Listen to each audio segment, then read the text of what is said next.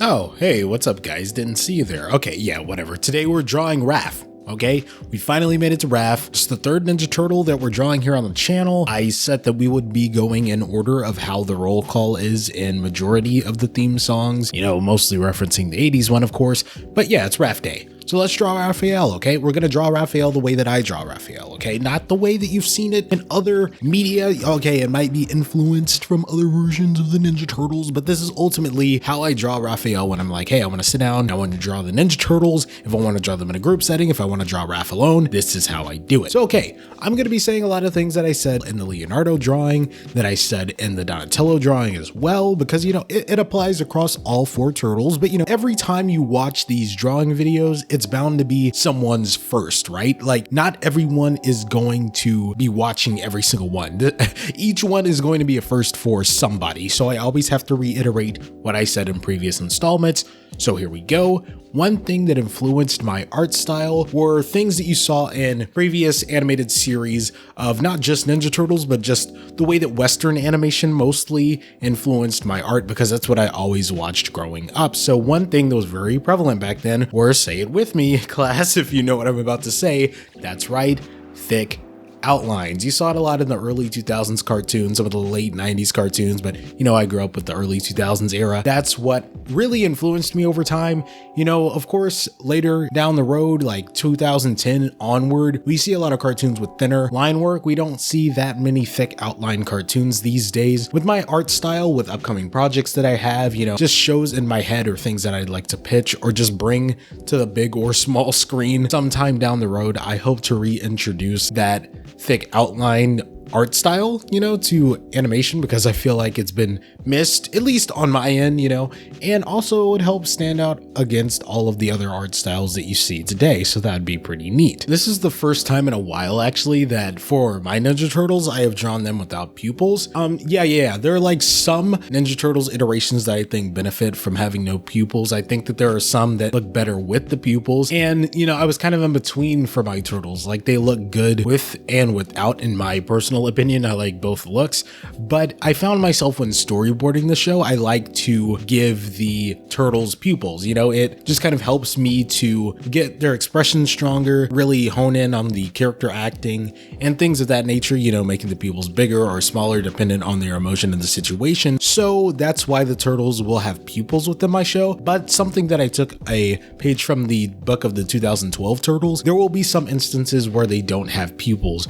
Will there be an in-canon reason for their pupils disappearing during certain parts of the show? I guess you'll just have to tune in and watch my TMNT fan project when it's released here on YouTube. When I keep referring to the show, that's what I'm talking about, just in case you're a little confused. Like I said, every video is someone's first, so I gotta make sure that I'm reiterating things and not talking like you've just been watching every single video that I drop every single week. But if you're new here, thank you guys for watching. Please leave a like and hit that subscribe button if you like what you see so far. And yeah, just wanted to slip that in there just in case, you know, it was floating around in the back of your head. And, you know, just give you a reminder or persuasion, a little push to make sure that you check in here and check out all of the great stuff that we talk about. I'd love to have you on board and have all of this fun that we have every single week. So yeah, back to the RAPHAEL design.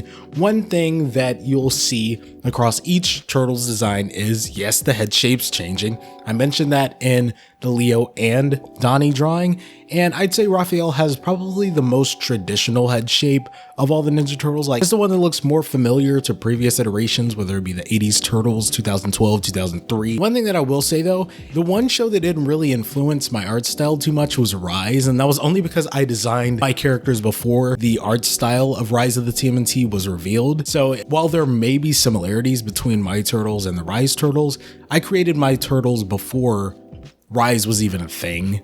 So if there are any similarities between the two, it's pure coincidence. The Snaggletooth, for instance, that I gave RAPHAEL, yeah, Rise Raph has it as well. It's in a different spot, but I created the Snaggletooth for my Raph because I thought it would be a pretty cool inclusion. While things like a crack on his shell or tears in the bandana were taken from 2012, there was nothing from Rise that influenced mine. That's purely everything from previous iterations that you see within my turtles is more than likely a reference, while anything that that is reminiscent of Rise is purely by coincidence, just in case you were curious. But it is kind of neat. I guess me, as well as some of the people that actually work on the creative team of official Ninja Turtles projects, have these sort of viewpoints of the characters that kind of align, even though we didn't know what each other had planned for the characters. I don't know. I think that's cool. Maybe it's a sign that one day I need to work on something official for TMNT down the road. But for now, we got this cool little free fan project that we're just doing it as a love letter to the entire brand. And yeah, just in case you guys were wondering like why I draw the turtles in this specific way, it's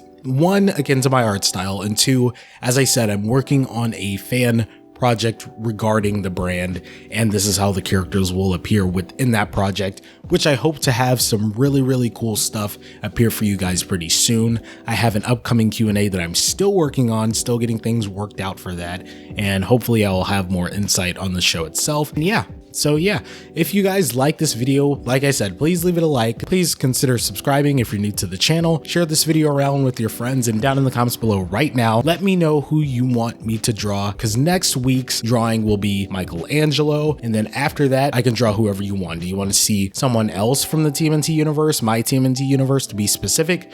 Do you want to see me draw any character outside of TMNT? Do you want it to be Star Wars, Marvel, DC, absolutely anything, video games, whatever comes to mind? Just let me know down in the comment section below, and I will get to it right after we do Michelangelo next week. But like I said, thank you guys for tuning in. I've been Geekly, you've been awesome, and I'll catch you guys in the next video.